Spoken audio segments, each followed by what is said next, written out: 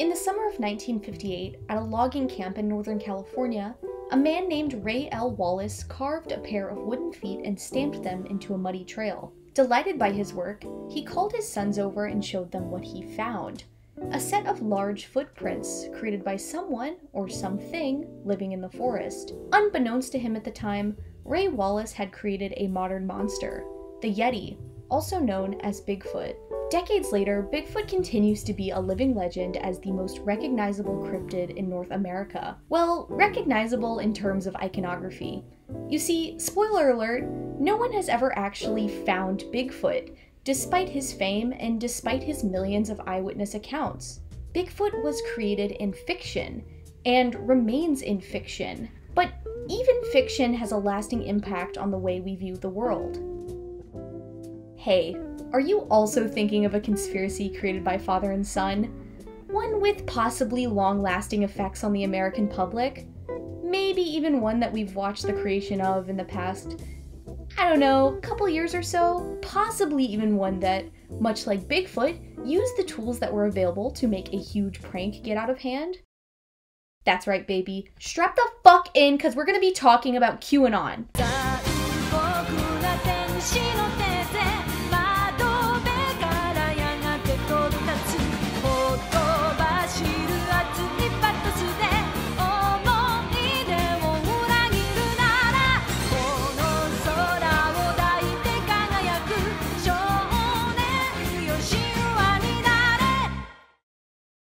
Part 1. What is QAnon? If you still have a fraction of your sanity left, you probably haven't heard of QAnon. QAnon isn't just one conspiracy, it's an umbrella term for multiple different conspiracies. If we're still going off the Bigfoot analogy, it's like cryptozoology for people who are somehow crazier. The legend of Boggy Creek, which claimed to be based on real Bigfoot sightings, was filmed just an hour north of here.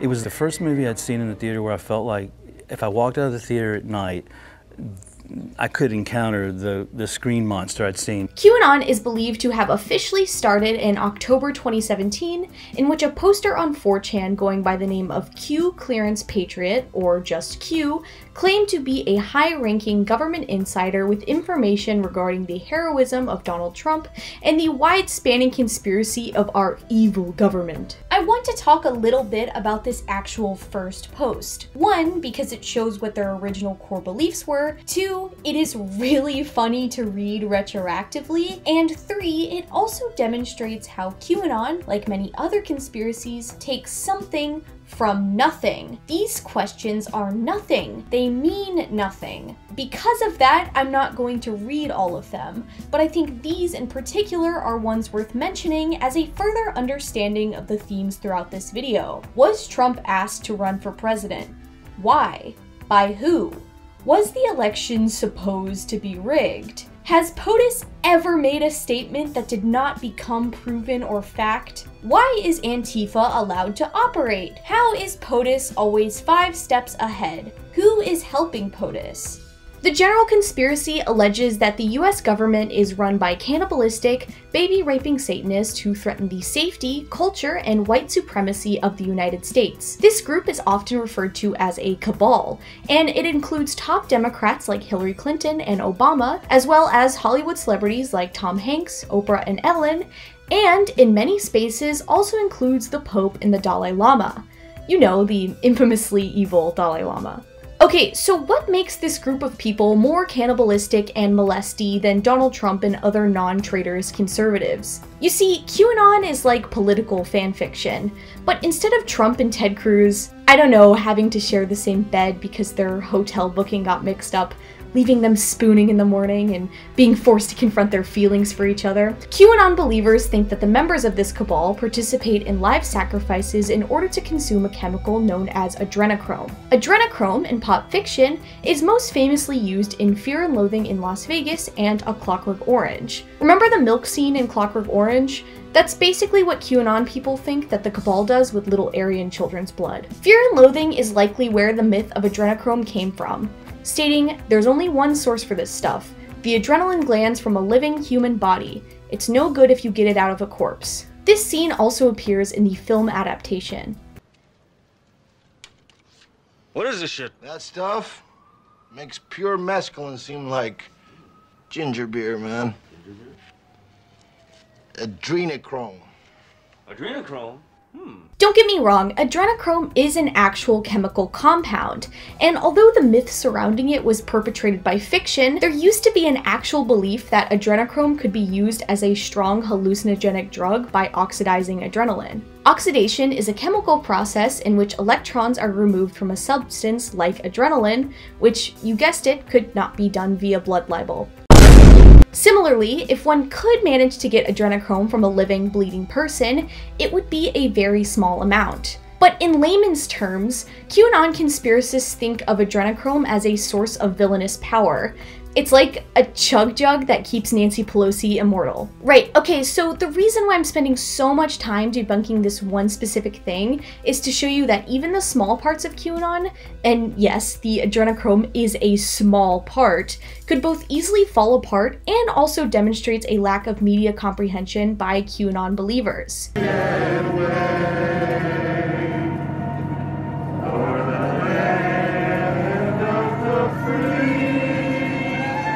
This isn't to mention the deeply, deeply anti-Semitic notion that most of these conspiracies have under this umbrella. But we'll talk about that in a second, don't worry. The story goes that Donald Trump was recruited by top military generals in 2016 to run for president, win, and break the case wide open about, you know, the whole cult thing. Fundamentally, though, the QAnon fanfiction ends with a climactic event known as the Storm, in which the entire cabal is unmasked and will be thrown into Guantanamo Bay, publicly executed or sentenced to burn in hell, depending on who you ask. The Storm was actually coined by Donald Trump himself, where in the same year QAnon started, he stated this. You know what this represents? Well, memories the calm before the storm. What's the storming? Could be the calm before the storm. Well,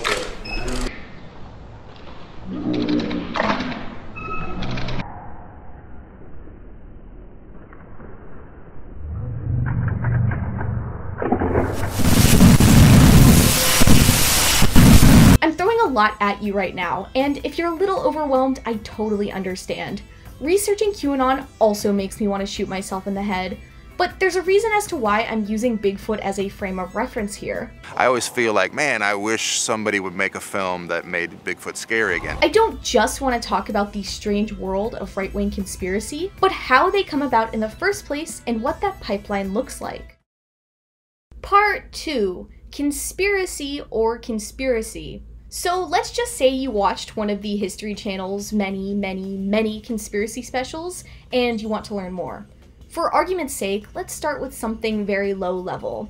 Something that exists just past the speculation line. Like, I don't know, Bigfoot. You go on YouTube and you look up Bigfoot, Bigfoot videos, Bigfoot real, proof that Bigfoot exists, whatever. What you may not know is that with a single click, you begin to open yourself up to conspiracies that push further and further past the speculation line, and into actual science denial. I mean, look at this. I clicked on one video and found this. There's more evidence for Sasquatches existing than for COVID-19 existing. Existing? Existing? Not even that it was created by the government or whatever, but existing? This whole comment section is a trip. I don't even have to watch the video to know that they're saying some crazy ass shit. Bigfoot isn't an animal, Bigfoot eats other Bigfoots, Bigfoot is an interdimensional species that uses cloaking and teleportation to hide itself, which is why no one has ever captured it before. Hey guys, maybe Bigfoot isn't real. Have we thought about that? Have we thought about Bigfoot not being real yet? Maybe we should move on. At face value, Bigfoot is a low-level, harmless conspiracy in which a bunch of guys are like, hey, wouldn't it be funny if there was a monkey in the woods? It's just this fun little theory that leads to nothing, right?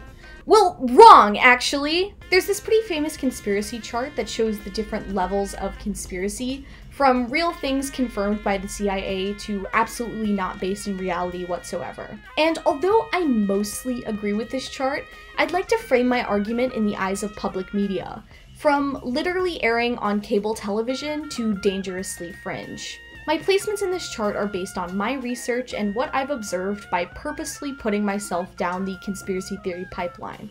At the start, we have things like Bigfoot, aliens, dragons, lost ancient civilizations, the JFK assassination, what have you. These things are considered mostly harmless, which is partially why they're able to air on television for so long. And I would agree if conspiracies didn't land on such a slippery slope. I've already alluded to this enough, but these types of conspiracies are absolutely a gateway into something much more sinister. So, hot take, in the middle I put the moon landing, flat earth, and the Illuminati.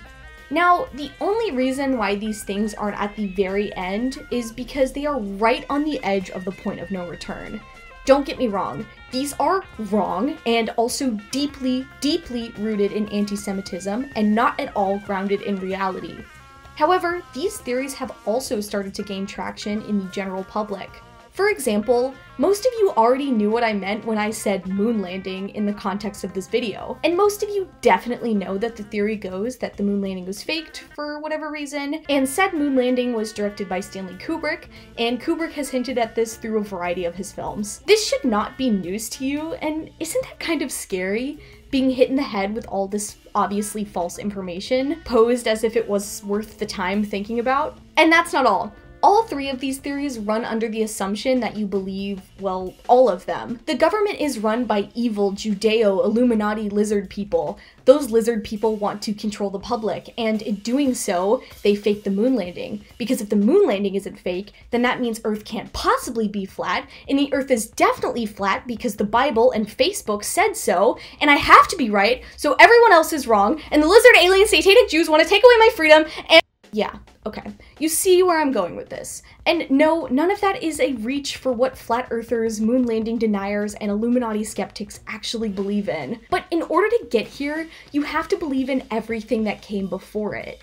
Meaning, you have to believe that Bigfoot is real, you have to believe that Area 51 is hiding aliens, and you have to believe that the government is out to get you. This is because the mental leaps you have to take from one theory to the next must get smaller and smaller in order for you to believe in more and more. They're designed to be this way. It's a fair assumption to believe that the US government is hiding something, but the assumption becomes increasingly less fair when your judgment on what they're hiding is clouded by your own bigotry. Part 2.5. Anti-Semitism, the Kubrick conspiracy, and lizard people. Clearly, there's a pretty big ideological line between believing in the existence of Bigfoot and subscribing to white supremacist thought. And if you're not well versed in conspiracy research, you might not have known that conspiracies like the moon landing are deeply rooted in anti-Semitism. So I'm gonna walk away from Bigfoot and talk about the fake moon landing for a second. Mainly because believing in that is the easiest way to believing in the flat earth and Illuminati conspiracies, hence my earlier spiel. The reason why the moon landing conspiracy is so thinly veiled in anti-Semitism lies within the existence of Stanley Kubrick himself. Although Kubrick was Jewish, it's pretty clear that Kubrick was not a religious person. In one interview about 2001: A Space Odyssey, Kubrick stated, "It's simply not there. Religion and spirituality. I suspect that people who believe my film is religious are calling what they don't understand in my film God." Now, the issue of Kubrick's religion to many conspiracy heads is not about practice, but of perception. It doesn't matter if Kubrick is religious, it matters that he's Jewish. Quote, Stanley Kubrick famously cultivated an aura of secrecy around his films and his persona. This has fed into a discourse of secret coding with sinister messages purposefully contained in his films, which is further enhanced by him being crypto-Jewish, thus tapping into the medieval imagery of Jews as dabbling in child abuse, pedophilia, mesmerism, alchemy, and Satanism. It also taps into the very Middle Europa idea that Jews, through esoteric and occult knowledge, know more than the rest of us. Surely, it is no coincidence, therefore, that the films that attract the most attention are those in which conspiracy has been detected, namely 2001: A Space Odyssey, Eyes Wide Shut, and The Shining. It is this very susceptibility to such readings that makes The Shining Kubrick's most Jewish film, and this may be the reason why it has attracted the obsessive attention of conspiratorial fantasists. To simply put, Kubrick is Jewish. therefore Hollywood is Jewish, and to many conspiracy theorists, that's a problem. And it's very easy for many right-wingers to get into conspiracies like this because it plays into the ideas that they've already had, the association of Judaism with child abuse, Satanism, and blood libel. It makes it very easy to attempt to decode Kubrick's films because much of his themes, metaphors, and lifestyle live in secrecy, a style that, purposeful or not, Kubrick curated over his career. It feels like Kubrick is trying to hide something in The Shining, so I look to the carpet or Danny's sweater or the Adler typewriter to project my anti-Semitism onto. If we're open to this, why not be open to something even less grounded in reality, say flat Earth or the government being run by lizard people? Lizard people, unsurprisingly, is also deeply rooted in anti-Semitic thought. You see, in the turning half of the 19th century, through the Industrial Revolution, Darwin's theory of evolution consequently brought upon scientific speculation and resulted in a lot of scientific racism. What will humans evolve into? Are some humans more evolved than others? Or even less evolved, by race or through immigration? Much of this, unfortunately, but unsurprisingly, disproportionately affected Black people as well as disabled people. But it also affected the Jewish population. As Jewish immigration began to rise because of the Industrial Revolution, so did anxieties surrounding scientific racism. And amid this societal change, alternative thought in science began to bloom. Specifically, it was the writings of Helena Blavatsky, Russian-born mystic and undiagnosed schizophrenic, that we can point to in some of the first metaphorical depictions of lizard people in relation to the Jewish population. Quote, Blavatsky herself did not identify the Aryan race with the Germanic peoples. Nevertheless, in her work, Blavatsky had helped to foster anti-Semitism, which is perhaps one of the reasons her esoteric work was so rapidly accepted in German circles. She sharply differentiated Aryan and Jewish religion. The Aryans were the most spiritual people on earth. For them, religion was an everlasting lodestar. For the Jews, religion was grounded on mere calculation. They had a religion of hate and malice towards everyone and everything outside itself. Jewish materialism and selfishness contrasted strongly with Aryan spirituality and selflessness. End quote. In Blavatsky's work, The Secret Doctrine, she similarly writes about a lost continent of dragon-born people, later misused and linked to Judaism. The serpent has ever been the symbol of the adept, and of his powers of immortality and divine knowledge. The emperor's throne is the dragon's seat, and his dresses of the state are embroidered with the likeness of the dragon. The dragon is a human, albeit divine. That was so stupid. But clearly it's not just Blavatsky's incidentally anti-Semitic writings that began this conspiracy. We see works like Bram Stoker's famous Dracula, about a Romanian vampire who takes over London through his shape-shifting abilities and reptilian qualities alongside the Order of the Dragon, or even later influenced text like Robert E. Howard's Conan the Barbarian, which includes this same trope of reptilian humanoids who deploy their shape-changing and mind-controlling talents to dominate humanity. Whether or not these were intentionally written to omit 19th century Jewish stereotypes is one argument. Much like the use and misuse of adrenochrome, once again, pop media bleeds into our thoughts and later our actions. It's also important to note that QAnon, don't get me wrong, is a white supremacist, Nazi-istic movement, is not always explicit in their anti-Semitism. However, there is language coding and symbolism that, well, frequently says otherwise. And although the foundations of many conspiracies and alternate thought is anti-Semitic, QAnon is somewhat unique in tying Jewish stereotypes and negative connotations, like the medieval imagery I quoted earlier, with occultism, otherwise often simplified as just Satanism. And although Satanism can be kind of based, I think it's too obvious to point out that the Reagan-loving Bible suckers think otherwise. So, okay, we've learned and understood the history and philosophy behind a few very popular conspiracies. But to answer the first question, how do we actually understand whether something is a conspiracy or a capital C conspiracy? In other words, how can we critically point to one conspiracy, say it's harmless, and another and say it's Nazi propaganda? Well, unfortunately, the answer is you can't.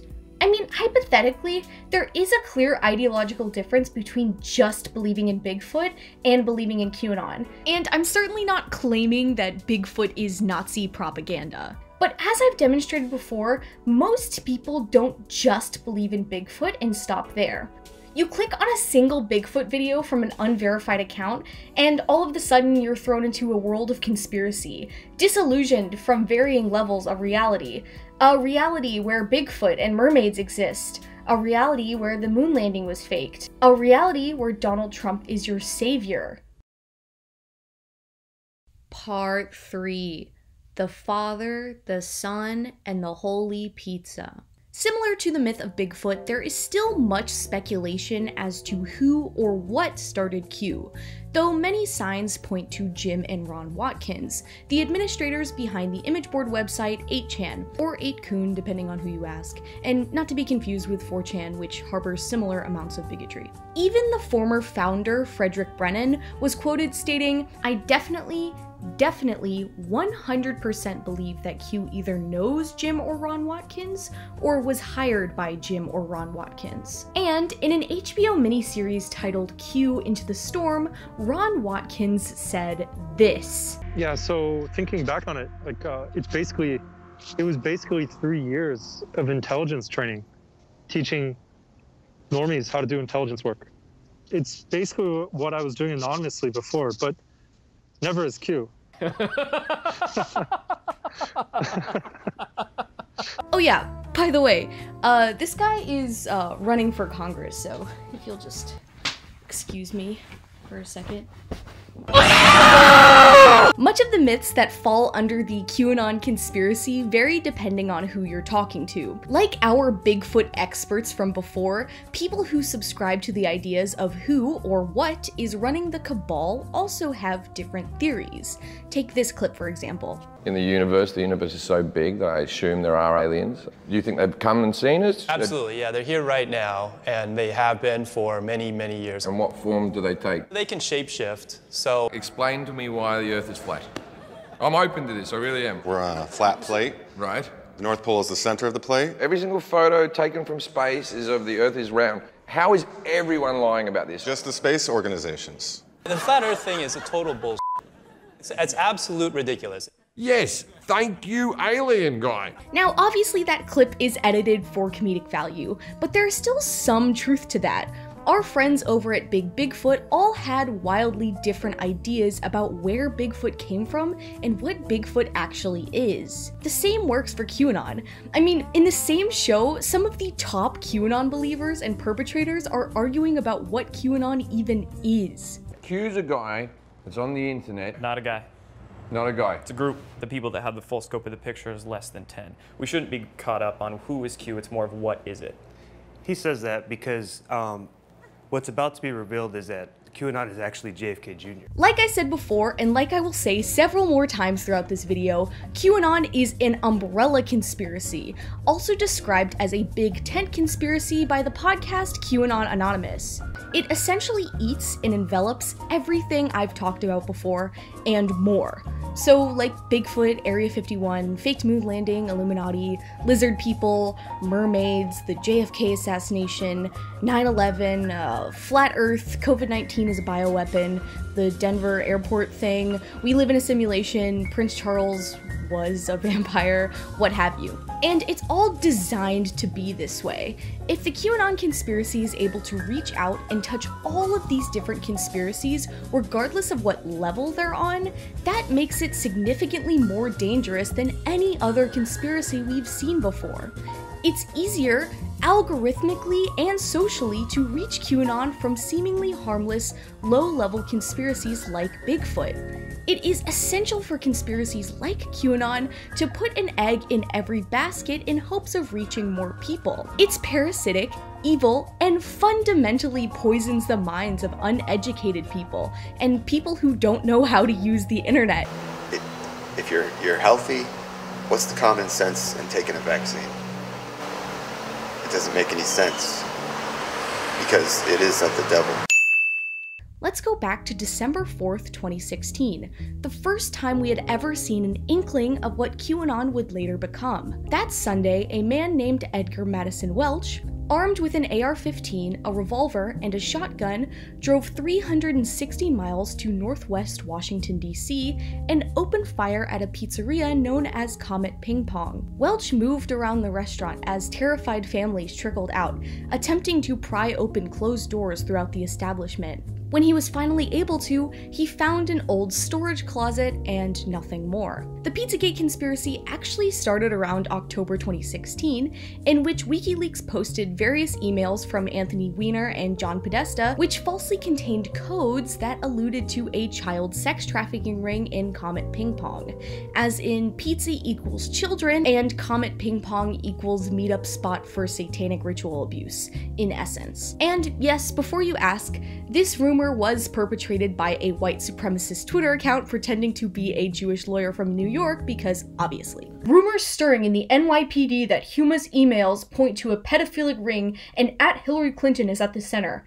Hashtag Go Hillary. Hashtag Podesta emails 23. My NYPD source said it's much more vile and serious than classified material on Weiner's device. The email detailed the trips made by Weiner, Bill, and Hillary on their pedophile billionaire's plane, the Lolita Express. Yup, Hillary has a well-documented predilection for underage girls, and Mr. Weiner just could not bear to see those details deleted.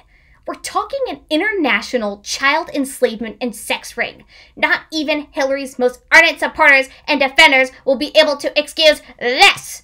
The conspiracy would later be perpetrated, quoted, and believed through notoriously fake news websites such as InfoWars, Planet Free Will, and The Vigilant Citizen. Viewers of these news sources would regurgitate this information over and over again on platforms like Instagram, Twitter, and of course Facebook, who continuously prove to have not plugged the spread of false information as much as they claim. This cycle of fake news would later assist Donald Trump in winning the election on November 8th, 2016. And although Pizzagate is wildly believed within QAnon spaces, and even a little bit outside of them, performing these mental gymnastics would, as we know, be essential in believing in QAnon and conspiracies surrounding it. And although acting on conspiracies certainly isn't unique, I mean, there are tons of shows trying to find Bigfoot or uncover what's in Area 51, and there's tons of conventions for Flat Earth, no Bigfoot believer, who was just a Bigfoot believer, has ever tried to shoot up an establishment because they thought Hillary Clinton was eating children in there. However, it's no secret that political identity and the conspiracies one believes are more often than not interlinked, because it's significantly easier for a Republican or conservative to get roped into QAnon than someone with more leftist views, partially, of course, because of the way the algorithm and conservative media functions, but mainly because QAnon is basically shrine to Donald Trump. And these mental gymnastics you have to play in order to think of Donald Trump as an all-knowing 4D chess-playing genius god is, well, there's a lot. Part 4. QAnon is a cult of bullshit and I can prove it. Well, I kinda already have. Part 5! No, okay, fine. I'll get into it a little bit more. When I use the word cult, I kind of mean it literally. I mean, QAnon has all the makings of a cult. Devoted, delusional followers, frequent real-life meetup spots, and a sexual predator as their leader. But psychologically, it operates as one as well. Like I demonstrated before, QAnon has a hand in every conspiratorial cookie jar, which makes it easier to gain followers, especially vulnerable ones, who 9 times out of 10 already have an open mind to conspiracies involving government secrets and what have you. And once that small nugget of your mind and your internet history is locked into this rabbit hole of false information, it's incredibly difficult to leave. This is in part because the algorithm is designed to feed you things similar to what you've already been engaging in, but there's also a level of confirmation bias that comes into play. If you're being constantly shown misinformation, and someone proves to you that what you believe in is wrong, and like many of us are too stubborn to admit such, you begin to find ways to justify your reasoning. For example, I say Bigfoot isn't real. I know this because they haven't found any solid evidence of Bigfoot existing, such as photos, videos, or unidentified bones that may prove that Bigfoot is real. Now, a Bigfoot believer, wink wink, maybe even someone who has dedicated a great deal of their time, money, and energy to the Bigfoot myth, might justify the fact that there's no real evidence for Bigfoot by going, well, actually, Bigfoot is an interdimensional traveler and that's why we haven't found him yet. Obviously, this is not true. It's something that's made up that can't be proven, nor necessarily disproven, because science doesn't really fucking work that way.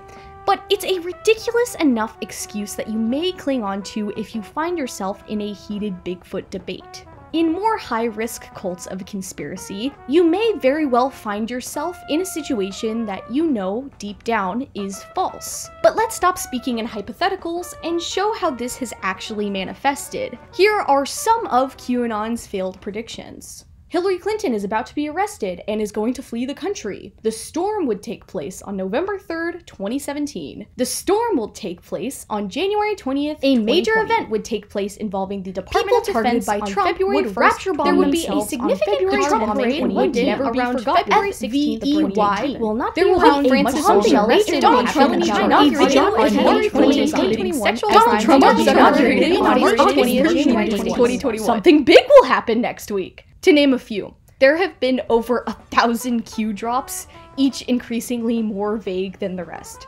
The way that the QAnon umbrella works is that it takes other pre-existing conspiracies to lure people in, or modifies them slightly. Take the Illuminati, for example. The QAnon cabal is essentially what people formerly knew as the Illuminati, down to the ritual sacrifices and anti-Semitism. In fact, the only conspiracies truly exclusive to QAnon involve Donald Trump, and even then, it's still pretty derivative of the old New World Order stuff. But another more relevant conspiracy being that industrial bleach is a miracle cure for COVID-19. In essence, QAnon theories are sort of like a newspaper horoscope. Super vague and super applicable to like everything. And they got increasingly vague as the conspiracy began to drop more and more frequently. The excuse for many of these drops being wrong was that disinformation was necessary, likely to keep people off their trail. Obviously, that did not work.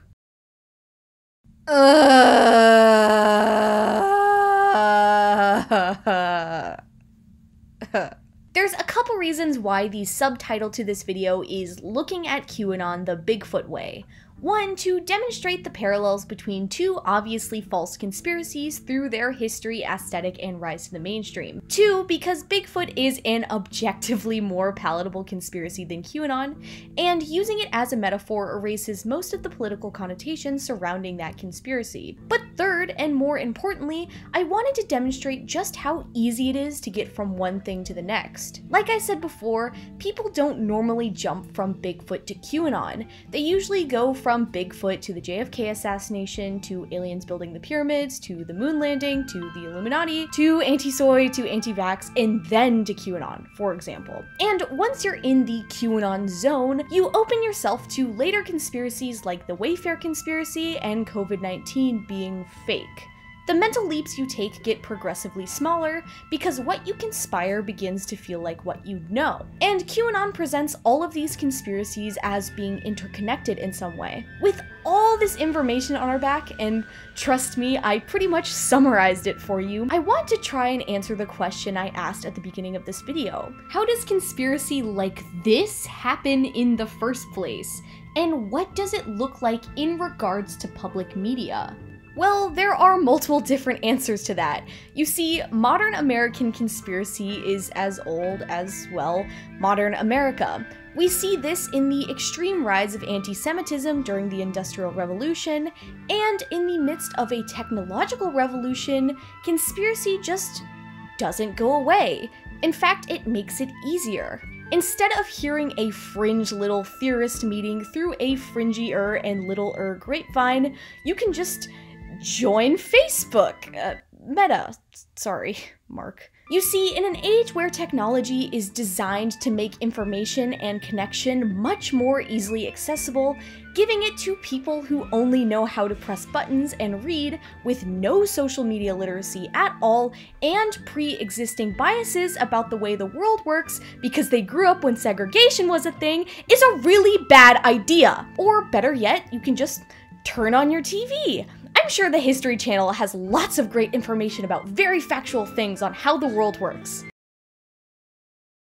Okay, fine, I'll put my hypothetically conservative grandma in technology timeout, where she can just sit back and read a book. God damn it! Modern American politics run on conspiracy, and especially conservative ones. They act on a culture war mentality, they act on a us versus them mentality, and they act on a white supremacist mentality. Here's an excerpt from The Paranoid Style in American Politics. The paranoid is a militant leader.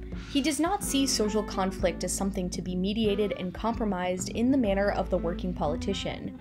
Since what is at stake is always a conflict between absolute good and absolute evil, what is necessary is not compromise but the will to fight things out to a finish. Since the enemy is thought of as being totally evil and totally unappeasable, he must be totally eliminated, if not from the world, at least from the theater of operations to which the paranoid directs his attention. This demand for total triumph leads to the formulation of hopelessly unrealistic goals, and since these goals are not even remotely attainable, failure constantly heightens the paranoid's sense of frustration. Even partial success leaves him with the same feeling of powerlessness with which he began, and this in turn only strengthens his awareness of the vast and terrifying quality of the enemy he opposes. The paranoid's interpretation of history is distinctly personal. Decisive events are not taken as part of the stream of history, but as the consequences of someone's will. Very often, the enemy is held to possess some especially effective source of power. He controls the press. He has unlimited funds. He has a new secret for influencing the mind. He has a special technique for seduction. Now, it's much easier to get radicalized by QAnon and other conspiracies if you already think radically and conservatively. Let's not remove personal freedom from this equation. But it is worth noting that conspiracy, one way or another, touches nearly everybody. And that is paramount to how we utilize media, social and otherwise, to suit our beliefs about how the world works. And QAnon, as it functions, presents opposition as ultimate evil, whether that be communism, Satanism, or both. But because QAnon has no real end, besides the storm, which will literally never happen, the goalpost continues to move further and further back as they attain more false information in order to rationalize their white supremacy. QAnon is founded upon this very frustration. This movement is not about a love for their country, but rather a hatred for a story that they themselves made up. I too would hate Joe Biden if he was an immortal lizard vampire who ate children. I think any rational person would.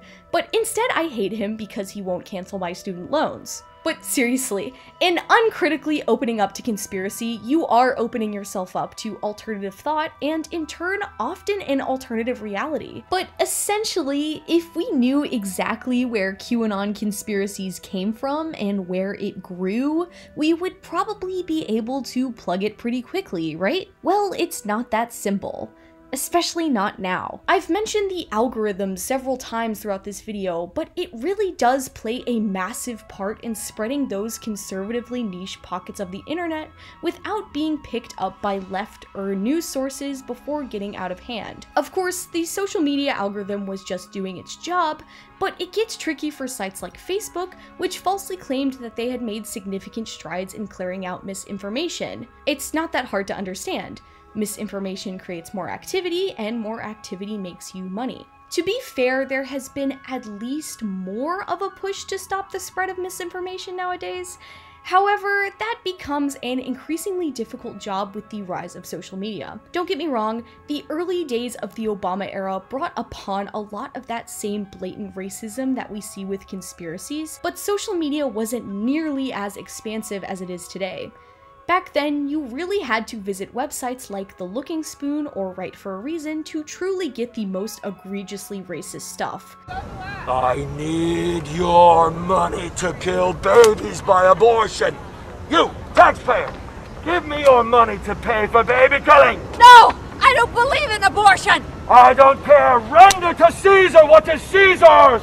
Although hatred for Obama wasn't necessarily hidden from the public, it certainly didn't have the appropriate space to fester and manifest in ways that Trumpism or QAnon has been able to. And I think we can attest this to how Donald Trump is as a person and as a president, but also because QAnon has this sort of lore Bible attached to it. You can separate the average Republican and the average QAnon believer by asking them about pizza, whereas conservatives just generally disliked Obama without any conspiracy past calling his centrist politics socialism for some reason. Of course, there was still the Illuminati lizard people conspiracies looming in more fringe corners of the internet, but there was never any real allusion to such on cable news. I'll talk about that bit in a second. But knowing all this, knowing Joe Biden and friends haven't been picked up by the storm yet, what does the future look like for QAnon? As a community and as a conspiracy?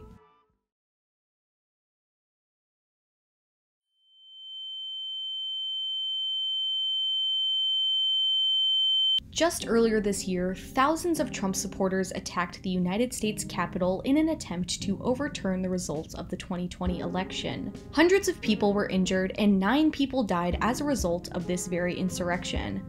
I thoroughly believe this event is a stepping stone in helping us understand the depths of severity of QAnon, as well as what effect it will have on our future. I know most of this video has been pretty lighthearted because it's fun to talk about QAnon and it's fun to make fun of people who actually believe in everything I talked about and more.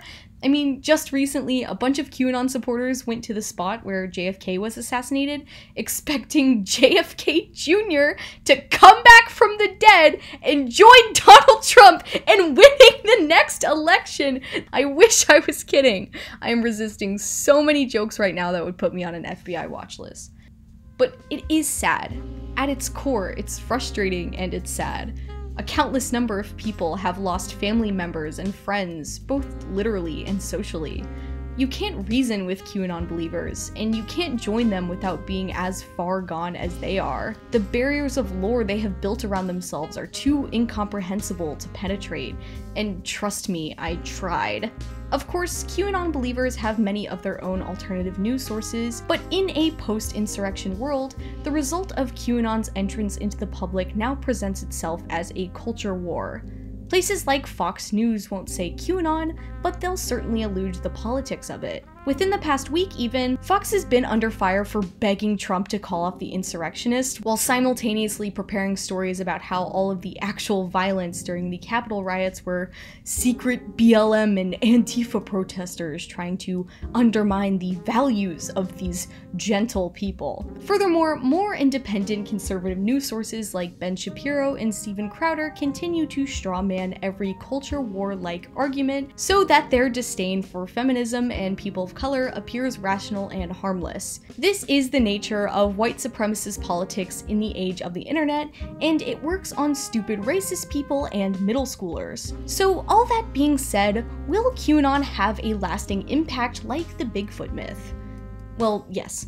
In fact, QAnon was a thing before it was called QAnon. It was the Illuminati, and that conspiracy has been around for 300 years. QAnon, of course, is hyper-specific to the Donald Trump presidency, but has so successfully taken all these other conspiracies under its wing to the point where it continues to live on even after Joe Biden's inauguration. Because eventually, QAnon won't be about Donald Trump anymore. Of course, there will be remnants of that in the future, but QAnon is not just a political cult, but also a social and religious one. The vast majority of QAnon believers are conservative Christians, so it's very easy to, for lack of a better word, control them by propping up their enemies as if they were the actual devil. And phrases like American values or American tradition are almost always connotative to American whiteness and white supremacy, so of course the natural enemy of that would certainly be cultural Marxism and the Black Lives Matter movement, because it threatens the idea of American exceptionalism. Even phrases like save the children have been completely bastardized by QAnon, because what they're saving the children from isn't capitalism, it's becoming a topping on Hillary Clinton's pizza. And I suppose my prediction for the future is that QAnon will slowly start to target much younger audiences. Of course, we see that the majority of QAnon supporters are, hyperbolically, children of people who voted for Reagan. But now you have channels like BuzzFeed Unsolved, Shane Dawson, and Kendall Rae who will often post videos regarding popular conspiracies.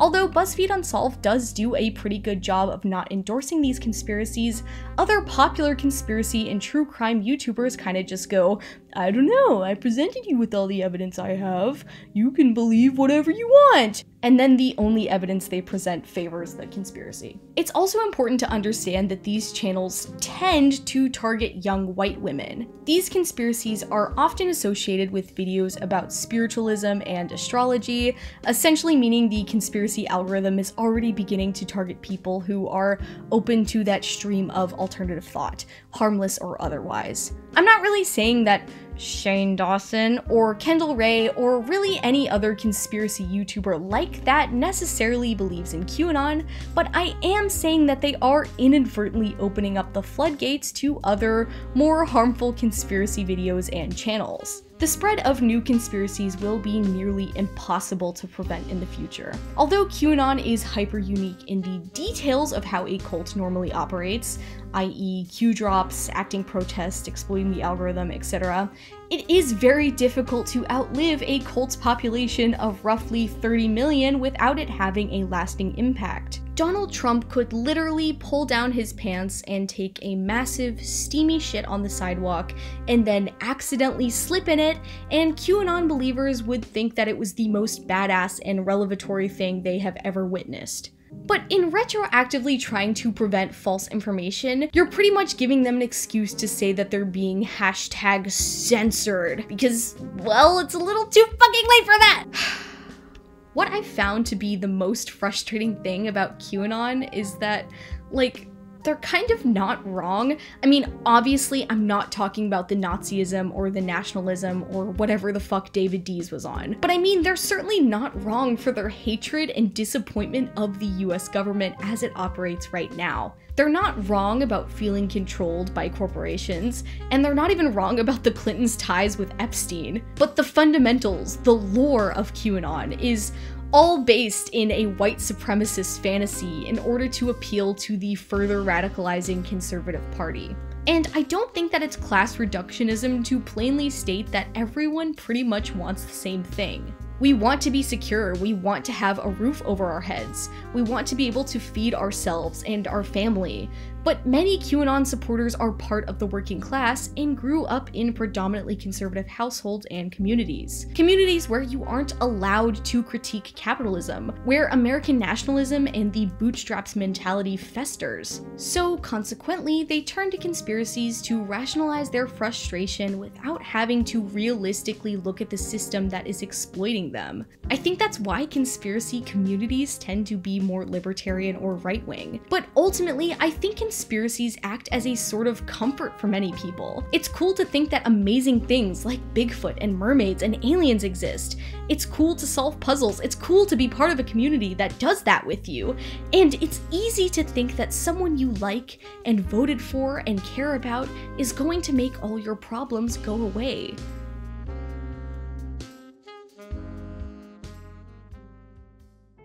I really don't care if you believe in Bigfoot or mermaids or aliens, and I commend you for staying until the end. I don't think there's anything inherently wrong with believing in those things. But can I just ask one more thing of you? Listen to me. Really listen. Turn up your volume. I'm talking to you, specifically. Stay in the Bigfoot zone. That's all. Thanks for watching. I'm gonna go hide from the Illuminati now. Peace.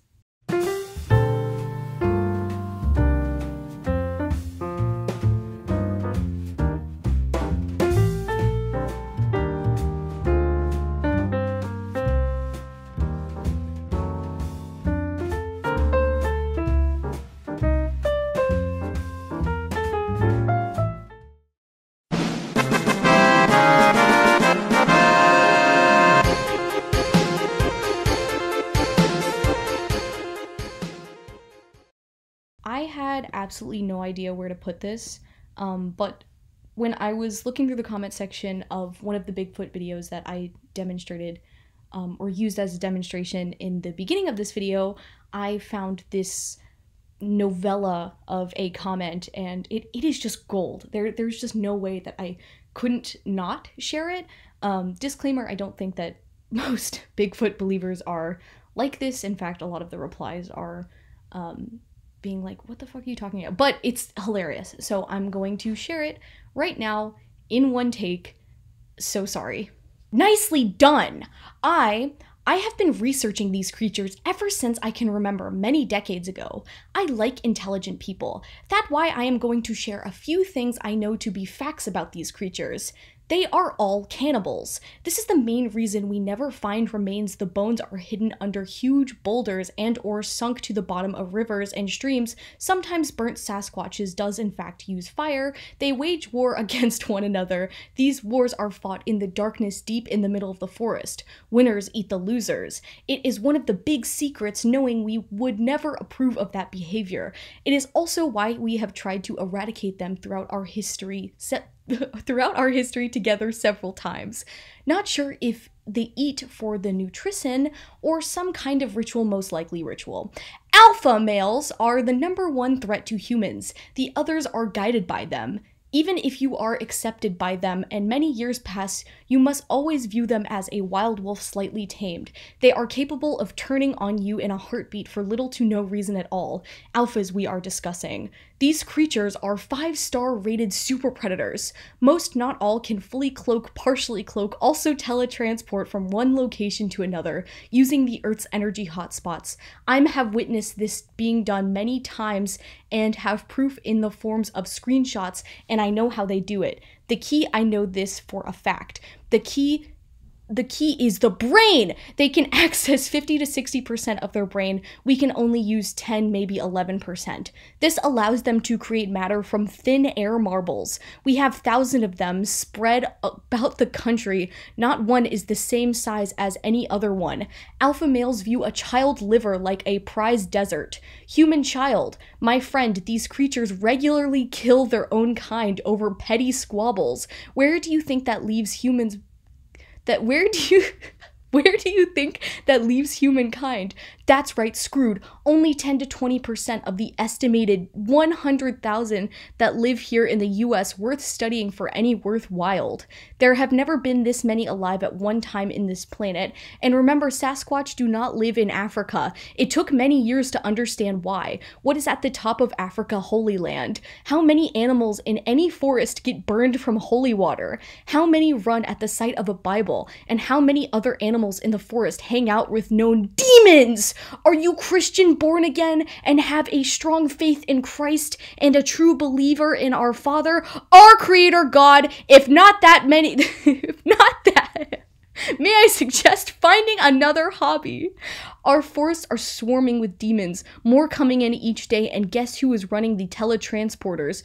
Bringing them here from hell. Correct. Give that man a cigar. Sasquatch. Guess who used the guard the gates? Dogman. They quit and are now here all of the time, breeding, thriving. Why we do not have much solid proof. Sasquatch are an abomination, not to be viewed, and they are not to view us either. Outcast by God. They officially belong to Satan. Some are looking for redemption, forgiveness. I am told that it will never happen because of what took place in heaven a very long time ago. We learned 20 years ago that the Sasquatch would rather eat rotten chicken over fresh chicken. The nastier, the better. And that's why their DNA says they are half human, because they are. The ones that I have known over the years took many years to develop trust, and I learned that a few can and do cure cancer in certain selected people, usually a mother with a family. It takes all the energy from over 200 people, all focusing on one thing for 30 minutes, and 2 Sasquatch elders 150 years older or more.